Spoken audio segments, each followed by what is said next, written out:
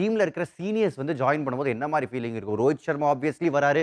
Virat Kohli is gonna be there. அத தவிர பும்ரா 2023க்கு அப்புறம் ஓடிஐ விளையாட போறாரு இந்தியாவுக்காக. அதுக்கப்புறம் உங்களுக்கு வந்து கே.எல். ராகுலும் வரப்போறாரு. இந்த மாரி ஃப்ரெஷ் பிளட் என்ன மாரி எனர்ஜி எடுத்துட்டு வரும்?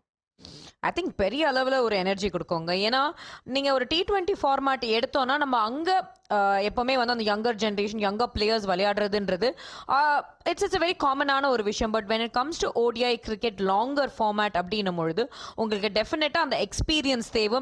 அதே மாதிரி பேட்டிங்கில் உங்களுக்கு அப் டாப்பில் ஓப்பன் பண்ண போகுது ரோஹித் சர்மாவாக இருப்பார். அதுக்கப்புறம் உங்களுக்கு டிஃப்ரெண்ட் ஃபேஸஸில் நீங்களே எடுத்து பாருங்களேன். ஒரு விராட் கோலி உங்களுக்கு அந்த மிடில் ஃபேஸ் ஹேண்டில் பண்ணுவார். And K L. ராகுலுமே வந்து உங்களுக்கு தேவைப்படும் பொழுது அவருமே இருக்காரு அப்படின்னும் பொழுது கூடவே சுப்மன் கில் கேப்டன் அவருமே ஒரு ஆப்கானிஸ்தான் சீரீஸ்ல சூப்பரான ஒரு ஓடிஐ ஃபார்மோட வராரு அப்படின்னும் பொழுது டெஃபினட்டா ரொம்ப ரொம்ப பாசிட்டிவ் சைன்ஸ் தெரியுது.